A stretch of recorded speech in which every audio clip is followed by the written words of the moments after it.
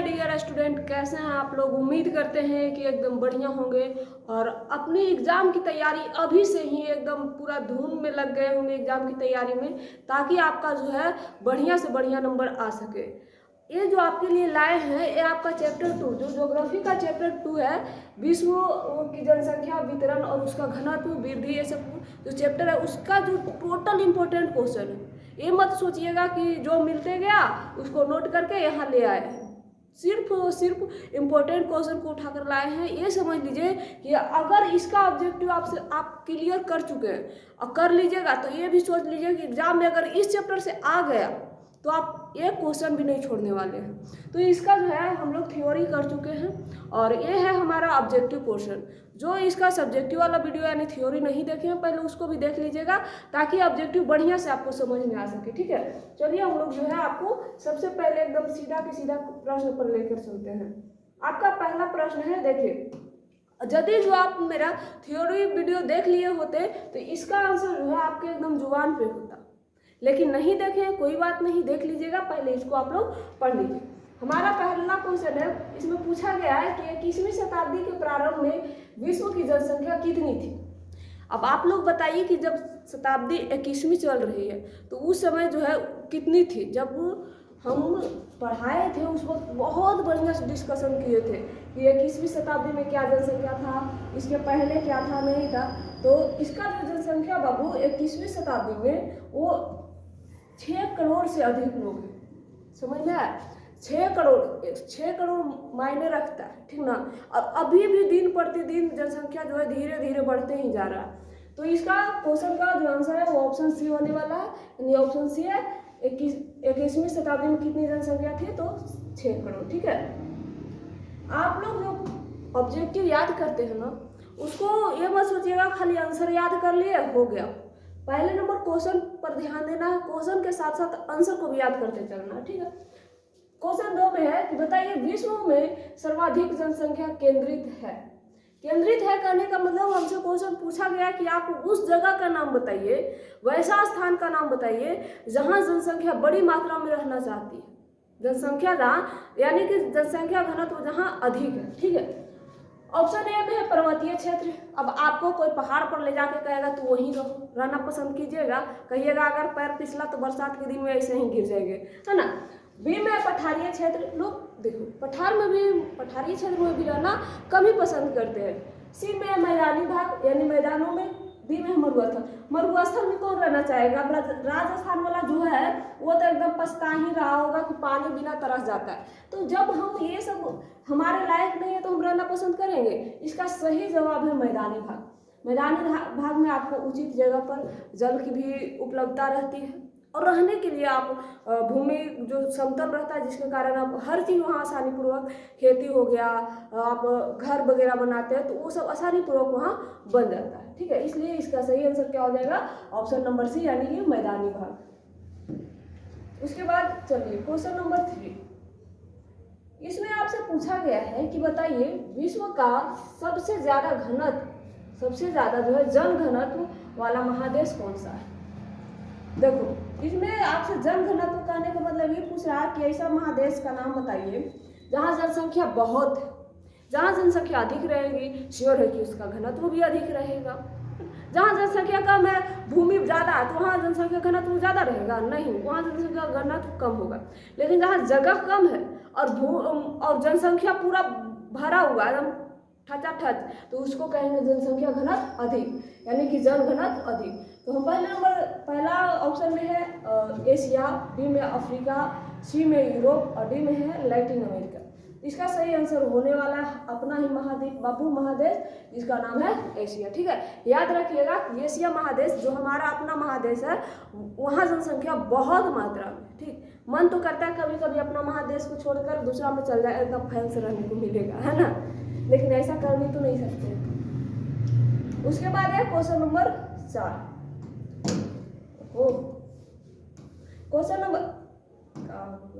Question number 4 में देखिएगा आपसे क्या पूछा गया है। तो 3 है, 4 में जनसंख्या वृद्धि का कारण हो सकता है। कौन सा ऐसा कारण है जो जनसंख्या वृद्धि का जड़ बन सकता है, रीजन हो सकता है। ऑप्शन ए में है परिवार नियोजन। नहीं, परिवार नियोजन रहेगा ना, कभी नहीं चाहेगा कि हमारा जनसंख्या मतलब से ज़्यादा हो, है ना। ऐसा नहीं हो जाएगा कि जनसंख्या हो ही नहीं, घर में फैमिली हो ही नहीं, लेकिन मतलब से ज़्यादा जनसंख्या रखना वो पसंद नहीं करेगा। बी में है गरीबी, सी में है शिक्षा। जो बाबू शिक्षित हो जाएंगे वो उनको भी मेरे समझ से नहीं लगता है कि वो चाहेंगे कि मतलब से ज़्यादा हम अपने परिवार को बड़ा करें, नहीं ना। फिर है रोजगार। रोजगार रहेगा ना, जिसके पास रोजगार है यानी पैसा, और जिसके पास पैसा ज़्यादा है वो कंजूस भी ज़्यादा रहेगा। सोचेगा कि हमारा अगर 2 बच्चा रहता है तो आराम से उसका हम निर्वहन कर सकते हैं, पढ़ा लिखा सकते हैं, लेकिन वही 2 की जगह 4 हो जाएगा तो हमारे पास पैसा अधिक खर्चा हो जाएगा, जिसकी वजह से वो कम परिवार रखना चाहते हैं। ठीक है, तो यहाँ मेन जड़ देखिए बन रहा है गरीबी। गरीबी रहते हैं लोग, जो गरीब रहते हैं ना वो मजदूरी करते हैं, और मजदूरी में ऐसा माना जाता है कि जितना अधिक लोग रहते हैं उतना ज़्यादा कमाते हैं और उतना ही अधिक पैसा मतलब कि कमा पाते हैं। ऐसा होता नहीं है, क्योंकि अधिक लोग रहेंगे तो मान लीजिए ज़्यादा कमाएंगे भी तो उनका भोजन भी तो अधिक होगा, लेकिन जो गरीब फैमिली के लोग रहते हैं उनका ऐसा सोचना है, जबकि अब ऐसा किसी के दिमाग में नहीं आता है। अब सारे लोग धीरे धीरे शिक्षित हो गए हैं और उनका जो है मानसिकता धीरे धीरे बदल रही है कि नहीं, जितना कम जनसंख्या रहेगा उतना ही बेहतर होगा। ठीक है, तो क्वेश्चन नंबर 4 का सही जवाब था ऑप्शन बी, यानी कि गरीबी। गरीबी जो है मुख्य जड़ है, मुख्य रीजन है ना जनसंख्या वृद्धि का। उसके बाद क्वेश्चन नंबर 5, इसमें पूछा गया आपसे, बताइए प्रति वर्ग किलोमीटर में, किमी मतलब किलोमीटर होता है, ठीक है, प्रति वर्ग किलोमीटर में जो है रहने वाले लोगों का औसत संख्या क्या कहलाता है।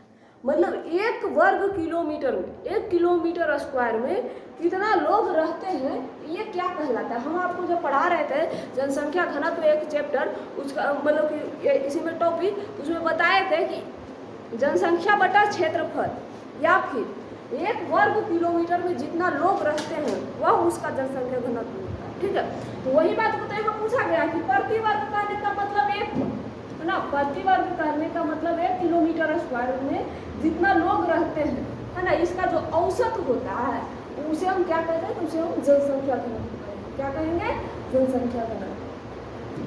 चलिए, उसके बाद क्वेश्चन नंबर 6 में पूछा गया कि बताइए निम्नलिखित क्षेत्रों में से निम्न जनसंख्या घनत्व वाला क्षेत्र कौन सा है। निम्न कहने का मतलब है कम, निम्न कहने का मतलब कम। अब एक चीज और आप दिमाग लगाइएगा कि कम जनसंख्या कहाँ रह सकता है, जानना मतलब कि रह सकता, अनुमान लगाइए। देखिए, पहले नंबर जहाँ के लोग शिक्षित रहेंगे, ठीक है, जहाँ के लोग पढ़े लिखे रहेंगे, परिवार नियोजन है, वहाँ जनसंख्या ना रह सकती। जहाँ के लोग शिक्षित भी रहेंगे वहाँ इंडस्ट्री वगैरह, मतलब ये ऐसा जगह जो कि अमीर है ना, विकसित है, वहाँ जनसंख्या एकदम कम रहेगा। तो इसमें वही बात पूछा है कि निम्न जनसंख्या कम जनसंख्या, तो इसमें जानेंगे कि सबसे बढ़िया पढ़ा लिखा हमारा तो यूरोप पहले से बदनाम है ना, यूरोप जो पहले से बदनाम है, इसमें जनसंख्या अधिक है, जनसंख्या अधिक है तो जनसंख्या घनत्व तो भी अधिक रहेगा। इसके पहले 2 क्वेश्चन पहले ही करवाए हैं, ये सबसे 4 महाद्वीप में सबसे ज़्यादा एशिया में ही था।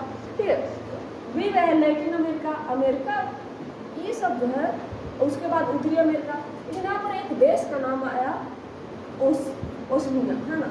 ओस्मिया बाबू ऐसा देश है जहाँ जनसंख्या घनत्व क्या है, मतलब निम्न जनसंख्या वाला क्षेत्र है। कैसा जनसंख्या वाला क्षेत्र है, तो निम्न, यानी कि यहाँ जनसंख्या घनत्व बहुत कम है। ठीक, इसके बाद क्वेश्चन नंबर 7 में पूछा गया, बताइए प्रवास किस प्रकार होता है ना, प्रवास किस प्रकार होता है, अस्थायी, अस्थायी या मौसमी। अस्थायी कहने का मतलब हम जाकर सब दिन के लिए वहीं रहे, अस्थायी का मतलब कहीं प्रवास किए आते जाते रहे। मौसमी, मौसम के अनुसार, जैसे किसान लोग ज़्यादातर मौसमी प्रवास करते हैं, जब धान काटने का दिन आ जाता है तब वो अपने घर आ जाते हैं, फिर धान रोपने का दिन आता है तब वो अपने घर आ जाते हैं, या फिर कोई भी वैसा मौसम पे वो आते रहते हैं, तो उसको हम मौसमी प्रवास कहते हैं। इसमें कौन कौन सा प्रवास है जो हो सकता है, ठीक है, अस्थायी होगा कि अस्थायी होगा कि मौसमी होगा। बाबू ये अपने अनुसार, इच्छा के अनुसार, जरूरत के अनुसार ये तीनों प्रवास होता है। क्या होता है, तीनों प्रवास। इसलिए सही आंसर में हम ऑप्शन डी को मान लेंगे और बोलेंगे कि ये तीनों प्रवास जो है ये हो सकता है। 3 प्रकारों में तीनों प्रकार का प्रवास हो सकता है, ठीक है। उसके बाद अगला क्वेश्चन नंबर 8 में जो पूछा गया, आप लोग भी जल्दी जल्दी कमेंट में अगर जानते हैं तो बताइएगा जरूर, है ना। तो ये क्या होता है, बताने से क्या होता है ना कि हमारे बताने के पहले अगर आप बताएं, और हो सकता है दोनों का, जब आप सही आंसर जानिएगा तो सही आंसर दीजिएगा, और उसके बाद जब हम बताएंगे और दोनों का आंसर मैच कर जाता है, इससे यही बात प्रूफ होता है कि आप भी एक अच्छे स्टूडेंट हैं, ठीक है। तो अपनी अच्छाई का आप मूल्यांकन कर सकते हैं, इसका आंसर मेरे देने के पहले देना आपको, नहीं ऐसा नहीं कि हम बोल दिए आप सुन लिए और बाद टाइप कर दिए एकदम कमेंट बॉक्स में ये होगा, ऐसा नहीं करना है, ठीक है। 8 में पूछा गया है कि बताइए इनमें से कौन एक जनसंख्या परिवर्तन का कारक नहीं।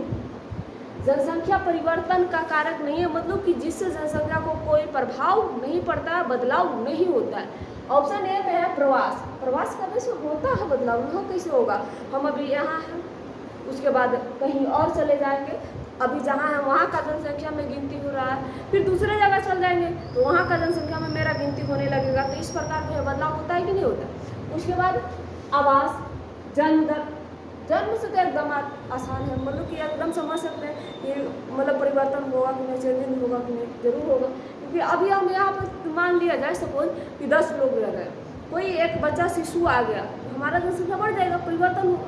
सपोज मृत्यु, कि नहीं एक बूढ़े बुजुर्ग व्यक्ति हैं, वो उनका कोई कारणवश मृत्यु हो गया तो जनसंख्या में बदलाव तो होगा, मतलब कि ये और ए ये तीनों ऐसा जो बदलाव परिवर्तन जनसंख्या परिवर्तन का कारक है। लेकिन अब एक ऑप्शन बी में बचा आवास। आवास जो है इससे जनसंख्या का कोनो फर्क नहीं पड़ेगा। अगर हम अकेला व्यक्ति हैं तो हम अपना घर यहाँ बनाए, वहाँ बनाए, या गया में या पटना में कहीं भी बना ले, दुनिया के कोई भी कोना में, लेकिन हमारा गिनती यही होगा, हमारा घर का गिनती से हमारा जनसंख्या को कोई प्रभाव नहीं पड़ने वाला है, ठीक है। इसलिए इसका सही आंसर क्या हो जाएगा, आवास। क्वेश्चन नंबर 10 में पूछा गया कि बताइए बेहतर रहन सहन, है ना, शिक्षा और स्वास्थ्य किसका उदाहरण। जब हम प्रतिकर्ष और अपकर्ष कारक के बारे में आपको पढ़ा रहे थे थ्योरी टाइम, उस टाइम बताए थे कि प्रतिकर्ष मतलब उल्टा, हम लोग के उल्टा, जैसे हम लोग को चाहिए रोजगार, इसमें होता है बेरोजगार, हम लोग को रहन सहन के अच्छी दशाएं चाहिए, इसमें होता है बुरी दशाएं, निम्न दशाएं, और बहुत सारे महामारी, बेरोजगारी, ये सब किस में आता है, प्रतिकर्ष में। लेकिन यहाँ बोल रहा है बेहतर रहन सहन होना चाहिए, बेहतर शिक्षा होना चाहिए, स्वास्थ्य बढ़िया होना चाहिए, ये तो प्रतिकर्ष में नहीं होगा, क्योंकि प्रतिकर्ष हम लोग को दुश्मन है, चैन से रहने नहीं देता। तो हमारा जो सही आंसर हो जाएगा ऑप्शन बी, यानी कि अपकर्ष कारक में हमारा रहन सहन बढ़िया होगा, है ना, हमारा जो है विधि व्यवस्था बढ़िया होगा और शिक्षा भी बढ़िया होगा, तो ये सब क्या है अपकर्ष कारक में आता है, ठीक है।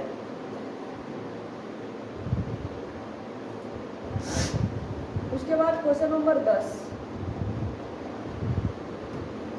में पूछा गया प्रतिकर्ष और अपकर्ष कारक उत्तरदायी हैं।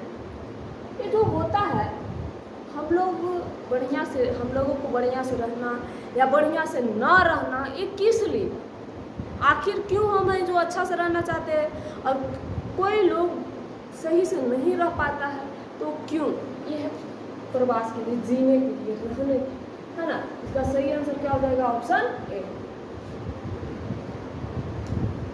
चलिए क्वेश्चन नंबर 11 में आपसे पूछा गया है, जल्दी जल्दी इसका जवाब दीजिए आप लोग, निम्न में से कौन सा प्रतिकर्ष कारक नहीं है।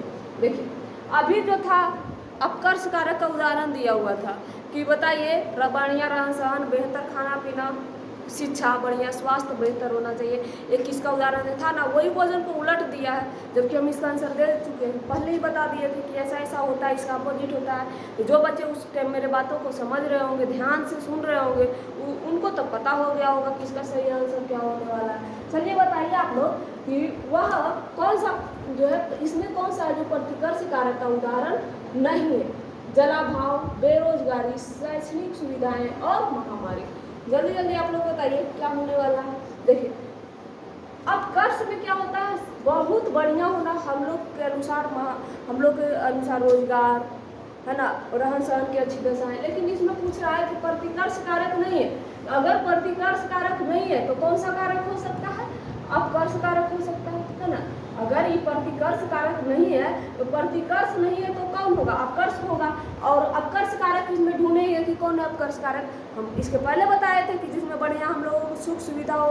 अब देखिए जलाभाव सुख सुविधा है हमारे अनुसार नहीं है। जलाभाव का मतलब होता है क्या? जल का अभाव, जहाँ जल न हो। बेरोजगारी तो जिंदे मार देता है हम लोग को, है ना। तो बेरोजगारी हमारे लायक है नहीं।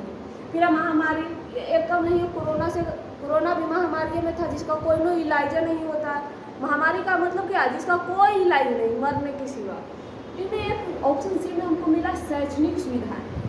शैक्षणिक सुविधाएं कहने का मतलब हम लोग को शिक्षा के लिए बढ़िया सुविधा, तो जो कि हमारे हित के लिए, यानी कि ये अपकर्ष कारक है। और अगर ये अपकर्ष कारक है तो प्रतिकर्ष कारक नहीं है, इसलिए हमारा सही आंसर क्या हो जाएगा? Option C. ठीक है, चलिए हम लोग चलेंगे क्वेश्चन नंबर 12 की ओर। हमें पूछा गया है कि जब किसी प्रदेश की जनसंख्या उच्च जन, क्या होता है? उच्च जन और उच्च मृत्यु से निम्न जन और निम्न मृत्यु में परिवर्तित हो जाता है, उसे हम क्या कहेंगे? पहले उच्च जन्म रहता है तो उच्च मृत्यु भी रहता है। ठीक है, उच्च जन्म रहता है तो उच्च मृत्यु भी रहता है, और निम्न जन्म जब होता है तो निम्न मृत्यु। उच्च निम्न का मतलब समझते हैं? ज़्यादा जन्मना ज़्यादा मरना, ज़्यादा कम जन्मना से कम मरना। ठीक है, एकदम ठेठ भाषा में समझिए। तो जब ऐसा होता है तो यह घटना जो है वो क्या कहलाता है? ऑप्शन ए में है जनसंख्या परिवर्तन, बी में है असमान वितरण, सी में है जनांकीय चर, और डी में है जनसंख्या विस्फोट। देखिए जनसंख्या परिवर्तन बाबू, ये इसका उच्च जन्म उच्च मृत्यु भी हो रहा था उस टाइम भी था, लेकिन ये जो है इसका जो है एक प्रकार से चक्रनुमा हो रहा है। जब ज़्यादा जन्म रहा है तो ज़्यादा मर रहा है, कम जन्म रहा है तो कम मर रहा है। तो ये एक चक्र के अनुसार हो रहा है, इसलिए हम इसको कहेंगे जनांकीय चक्र। यानी कि ज़्यादा उच्च जन्म और उच्च मृत्यु और निम्न जन्म और निम्न मृत्यु जो है तो जनांकीय चक्र का बेस्ट उदाहरण है। उसके बाद क्वेश्चन नंबर 13 में पूछा गया अप्रवास का आशय क्या है? अप्रवास का आशय क्या है? आ का मतलब होता है आना, आ का मतलब क्या होता है? आना। और प्रवास का मतलब होता है प्रवास। क्या होता है? प्रवास। यानी कि आकर रहा। प्रवास का मतलब समझते हैं आप लोग कि आकर रहना, यानी कि आकर रहना। जैसे हम अभी यहाँ हैं, ठीक है, अभी मेरा मन किया चलो दिल्ली चले गए, ठीक है, और दिल्ली में चल गए तो हम वहाँ चले गए तो वहाँ का हमारा अप्रवास हो जाएगा, है ना। वही पूछा है अप्रवास, लिखा हुआ प्रवासी जो एक नए स्थान से बाहर चले जाते हैं। नहीं जी, यहाँ से हम बाहर चले जा रहे हैं तो यहाँ हमारा अप्रवास नहीं होगा, आकर बसना अप्रवास कहलाता है। खोजेंगे किसमें? प्रवासी जो किसी नया स्थान पर जा रहे, ठीक है, बिल्कुल सही है।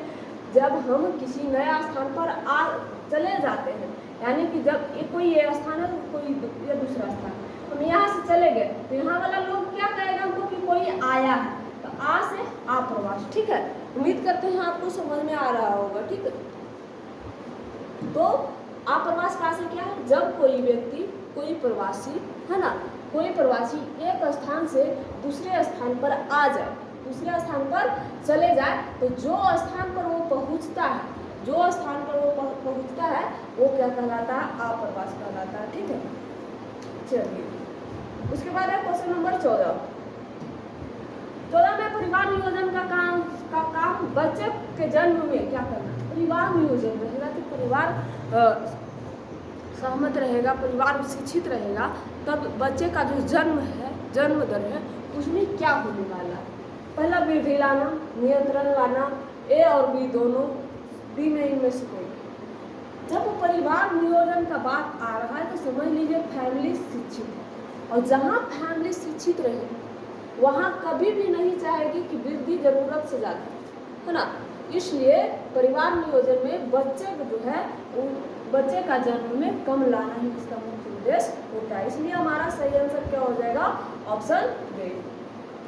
चलिए उसके बाद है क्वेश्चन नंबर 15, प्रवासी जो एक स्थान से बाहर चले जाते हैं। देखो अप्रवास उत्प्रवास अभी हम बताए थे कि जहाँ हम जा रहे हैं, जहाँ पर आ गए, मतलब कि जहाँ पहुँच गए, जहाँ के लोगों ने कहा कोई आया, आ से अप्रवास, लेकिन यहाँ बोल रहा है कि प्रवासी जो चले जाते हैं, यदि जो मेरा घर यहाँ है, ठीक है, हम ए से बी में चले गए, तो यहाँ पर जहाँ पर हम गए वो तो अप्रवास हुआ, लेकिन जहाँ से हम बाहर गए हैं, है ना, वो क्या कहलाया, वही पूछा है। अप्रवास, उत्प्रवास, ये भी दोनों कैसे हो सकता है, एक ही चीज़ होगा ना, है ना। हम एक बार में या तो खाना खा सकते हैं या फिर पानी पी सकते हैं। अब खाना भी पानी भी एक ही बार होगा, नहीं पॉसिबल है ना, इसलिए अप्रवास उत्प्रवास दोनों संभव नहीं है, इन दोनों में से एक ही होगा। लेकिन अप्रवास में कहता जो आया, यहाँ पर अप्रवास, लेकिन जो यहाँ से गया वो क्या हो सकता है। इसका सही आंसर होने वाला क्या है, जल्दी से आप लोग बताइए। इसका सही आंसर होगा उत्प्रवास, जो एक स्थान से बाहर चले जाते हैं। ठीक,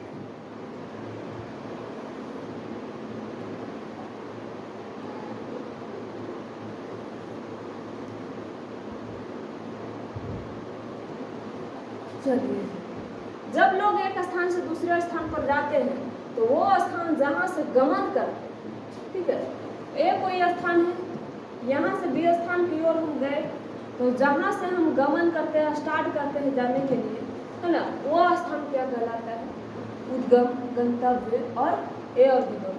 गंतव्य बाबू ये जो जा रहे हैं ना, जहाँ हम पहुँचेंगे उसको गंतव्य कहा जाता है, लेकिन जहाँ से हम शुरू करते हैं, है ना, आप लोग सुने नदी का, कौन सा नदी का उद्गम स्थल कहाँ है ना, जैसे गंगा का हिमालय या गंगोत्री माना जाता है, उसी प्रकार से उद्गम मतलब जहाँ से कोई निकलना स्टार्ट करता है। ठीक है, तो यहाँ पर वही बात बोला है कि अगर कोई व्यक्ति अपना स्थान है, इस स्थान से वो कहीं जा रहा है, तो जहाँ जा रहा है तो यह स्थान क्या कहलाएगा, उद्गम कहलाएगा, है ना। इसलिए सही आंसर क्या हो जाएगा, ऑप्शन ए। क्वेश्चन नंबर 17, निम्नलिखित में से कौन जनसंख्या वितरण को प्रभावित नहीं करता है, मतलब कि वो हो या ना हो, उससे जनसंख्या वितरण में कोई चेंजिंग, कोई बदलाव नहीं आए, वो क्या है। ऑप्शन ए में है जल की उपलब्धता, बी में भू आकृति, जलवायु, मनोरंजन में।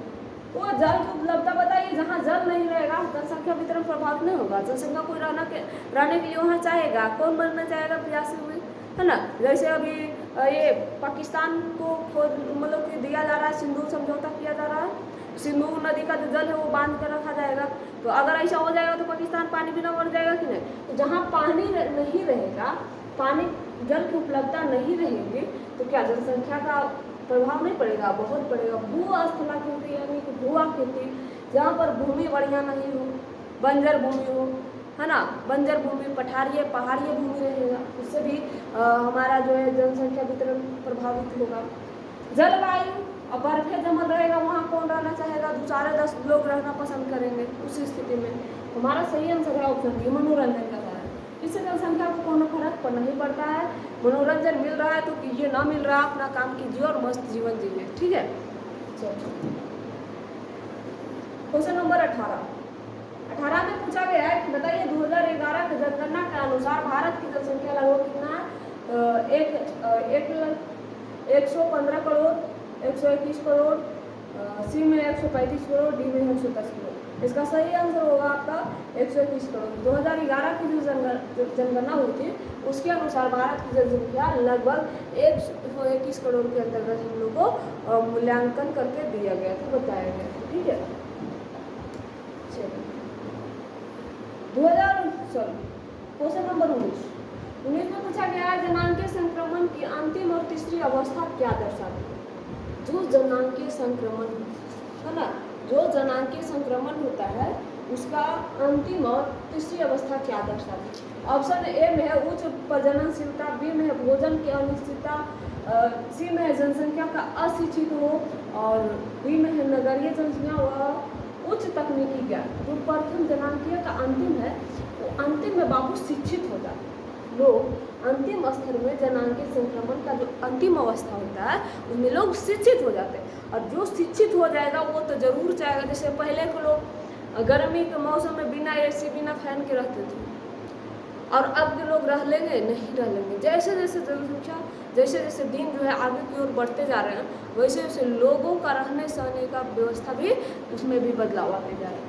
तो जब अंतिम जो तीसरी अवस्था थी है ना, उसमें लोग शिक्षित हो चुके थे, बुद्धिमान हो चुके थे, है ना। तो वो जो है नगरीय जनसंख्या को चाक करने लगे। और उच्च तकनीकी है एकदम लैपटॉप, पहले हम लोग बटन सिस्टम वाला मोबाइल यूज करते थे, ऐसे ऐसे दबाओ और फोन कान तर लगाओ फोन। लेकिन अब क्या है, बोल कर, अरे मोबाइल ऐसा ऐसा आ गया कि बोल कर कॉल लगाता, बोल कर कॉल उठा लेता, उसको टच करने की ज़रूरत भी नहीं पड़ता। तो तकनीकी हमारा कैसा होते जा रहा है, उच्च होते जा रहा है, जो तीसरी अवस्था में को दर्शाता है। ठीक है, चलिए क्वेश्चन नंबर 20। जनसंख्या संक्रमण की किस अवस्था में जन्म दर मृत्यु दर से अधिक है? देखो 3 अवस्थाएं पढ़ाए थे, प्रथम, द्वितीय और तृतीय। प्रथम में लोग बाबू एकदम बैठ था, उसको कोनो जानकारी उतना नहीं था, जबकि तीसरी में पूरी अच्छी तरह से लोग शिक्षित हो चुका है। तीसरी में या अंतिम अवस्था में लोग शिक्षित हो चुके थे, जबकि पहली और दूसरी में उनको उतना नॉलेज नहीं था। वही बात को पूछा है कि जो जनसंख्या संक्रमण का पहली अवस्था था उसमें जो है वो क्या दर्शाता है? तो जिसमें जनसंख्या संक्रमण दर मृत्यु दर से अधिक है वो प्रथम अवस्था में होगा। कौन सा अवस्था में? प्रथम अवस्था। प्रथम अवस्था में जन्म दर अधिक था और मृत्यु दर कम था।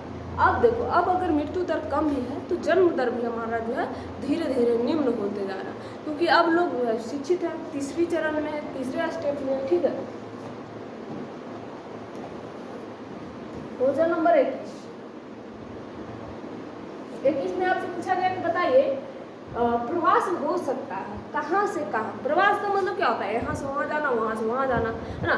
ऑप्शन ए में है गांव से गांव लोग जाते हैं, जरूरी नहीं है कि हम कोई बिजनेस के लिए ही जाए, गांव से गांव भी प्रवास हो सकता है, इसको हम गलत ना कहें।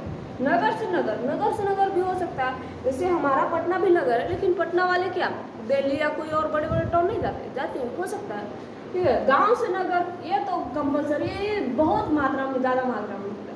इनमें से सभी ये तीनों होता है, तो जब ये तीनों होता है तो इसका सही आंसर ऑप्शन डी होगा कि तीनों जो है प्रवास वो होता है। ठीक, चलिए बताइए आप लोग एक्स का फुल फॉर्म, अगर आप लोग मैट्रिक में बायो पढ़े होंगे, बायोलॉजी विज्ञान, तब तो आपको पता होगा। एक्स का फुल फॉर्म होगा एक्वायर्ड इम्यून डेफिशिएंसी सिंड्रोम, जो कि आपका पहला ही ऑप्शन में है। जब हमको पहला ऑप्शन में ही हमको पहला ही थाली में बढ़िया बढ़िया खाना मिल जाए तो हम सूखल रोटी के तरफ नज़र काहे फैलाएंगे? ये सब सही नहीं है, गलत है, तो का इधर है। ठीक है, हमारा सही आंसर होगा ऑप्शन ए। चलिए क्वेश्चन नंबर 23, जन्म दर जहां 1000 व्यक्तियों के आगे जीवित शिशुओं का दर,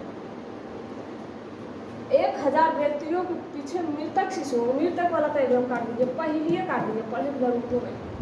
फिर है 1000, जब जन्म दर पूछ रहा है तो हम मृत्यु वाला में कहा जाएंगे। फिर 1000 व्यक्तियों के पीछे जीवित शिशुओं का दर। ठीक है, इसका सही आंसर क्या हो जाएगा आप लोग बताइए इसका। देखो, जो 1000 व्यक्ति है उसके आगे जीवित शिशुओं का दर और 1000 व्यक्ति है उसके पीछे जीवित शिशुओं का दर, मतलब कि इसका ये जो है यहाँ शिशु का दर हो जाएगा, जो भी हो शिशु, ये वाला आपका अनुपात सही होगा या फिर शिशु बटा 1000 सही होगा। तो आप लोग को जब हम पढ़ाए थे उस वक्त बढ़ाए थे, जो जन्म दर होता है 1000 जो व्यक्तियों रहता है उसके पीछे जितना शिशु है उसे हम जन्म दर कहते हैं 1000। अब पहले व्यक्ति, उसके बाद पहले शिशु, उसके बाद व्यक्तियों की काउंटिंग होगी, पहले बच्चा ही रहेगा उसके बाद उसके फैमिली का गिनती होगा, ऐसा नहीं ना होगा। वही बात को लिखा हुआ है 1000 व्यक्तियों उसके पीछे जीवित शिशुओं का दर जो है वह जन्म दर कहलाता है। ठीक है, ये सब क्वेश्चन ना आप लोग अपने से भी दिमाग लगा के दे सकते हैं। देखिए, वही क्वेश्चन का दूसरा रूप है, सेम उसी के जैसे जन्म दर। अब ये जन्म दर है तो यहाँ पर भी मृत्यु दर है, यहाँ पर वहाँ पर जन्म दर था तो मृत्यु वाला काटे थे, यहाँ मृत्यु दर है तो जन्म दर वाला काटे हैं। कहाँ गए? जीवित वाला काट रहे। अब 2 ऑप्शन बचा, 2 को में भी हम अगर ना भी जानते हैं ना तो 50-50 मार सकते हैं, सही भी जा सकता है, गलत भी जा सकता है। ऑप्शन बी में है 1000 व्यक्तियों के पीछे मृतक शिशुओं का दर और 1000 व्यक्तियों के आगे मृतक शिशुओं का दर। मृत्यु दर का मतलब क्या होता है ना? इसमें जो है 1000 व्यक्तियों के पीछे जितना मृत्यु हुआ है शिशुओं का, उसका दर क्या कहलाएगा? मृत्यु दर कहलाएगा। ठीक है, अब हमारा लास्ट क्वेश्चन है, देखिएगा इसका जवाब तो हमको कमेंट बॉक्स में आप लोग से चाहिए, एकदम जरूरी ना दीजिएगा तो फिर मिलने पर भी सकते हैं आप पूछा गया। इसमें पूछा गया आपसे कि बताइए आप लोग कि निम्न में से किस देश का लिंगानुपात विश्व में सर्वाधिक है? विश्व में सर्वाधिक है। ठीक है, ऑप्शन ए में है संयुक्त अरब अमीरात, बी में फ्रांस, सी में जापान और डी में है लाइटविया। डी में क्या है? लाइटविया। अब बताइए इसका सही आंसर क्या होने वाला है आप लोग? संयुक्त अरब अमीरात, UAE। इसका जनसंख्या लिंगानुपात क्या है? सर्वाधिक नहीं है ना। इसमें वही देश का लिंगानुपात अधिक होगा जो आज भी जो है निम्न अवस्था में जी रहा है। कैसी अवस्था में जी रहा है? निम्न अवस्था में जी रहा है। ऑप्शन ए में है, ये तो ये नहीं हो सकता। फिर बी में है फ्रांस। बी में क्या है? फ्रांस। फ्रांस भी अच्छा खासा देश है बाबू, जहाँ जो देश गरीब रहेगा वहीं ये सब जो है प्रॉब्लम हो सकता है। जापान तो ये 1G वाला, इसका बातें अलग है। अब हमको एक ऑप्शन मिल रहा है, डी में है लाइटविया। देखिए यहाँ लाइटविया जो है ये निम्न जनसंख्या, मतलब कि यहाँ लिंगानुपात सर्वाधिक है। ठीक है, ये निम्न देश है, कहने का मतलब यहाँ का जो डेवलप की प्रक्रिया है वो पूर्ण नहीं, इसलिए यहाँ जनसंख्या भी लिंगानुपात भी सर्वाधिक है। इसलिए हमारा सही आंसर क्या हो जाएगा? ऑप्शन डी यानी कि लाइटविया। चलिए, तो आप लोग से एक रिक्वेस्ट था फिर से कि अगर आप ऑब्जेक्टिव देख रहे थे तो इसको कम से कम 2 या 3 बार एकदम देखिएगा। एक बार पूरा हुआ फिर से उसको लगले तुरंत देख लीजिएगा। प्रॉमिस करते हैं कि आपको याद करने का ज़रूरत ना पड़ेगा अगर आप ऐसा करते हैं, है ना। कम से कम आप 1 से 2 बार से 3 बार अगर आप लगातार देख लिए ना साँझ सुबह करके, आपको याद करने की ज़रूरत नहीं पड़ेगी। आपको ऐसे ही क्वेश्चन याद हो जाएगा बिना याद किए हुए एकदम। अगर आप लोग को मन में लग रहा होगा कि कोई ऐसा उपाय बताइए जिससे हम बिना याद किए हुए याद हो जाए हमें, तो उसका एक ही उपाय है, आप इसको ज़्यादा से ज़्यादा रिविजन कीजिए। और जिन बच्चों को लग रहा होगा अभी एग्ज़ाम में बहुत टाइम है, उनके लिए एक सजेशन और है कि अगर आप ऐसा कहते हैं तो बिल्कुल गलत सोच रहे हैं, क्योंकि टाइम आते जाते देरी नहीं लगता है। आपका समय यूं ही बीत जाएगा और फिर आप बाद में पछताइएगा कि अब तो हमारे पास टाइम ही नहीं। ठीक है, चलिए, तो आपसे मिलते हैं अगले चैप्टर के नेक्स्ट वीडियो में। तब तक के लिए आप लोग को बाय बाय, टेक केयर। ठीक है, अपने आप में पढ़ने की एक बढ़िया से निश्चित संकल्प रखिएगा ताकि आपका पढ़ाई बेहतर हो सके।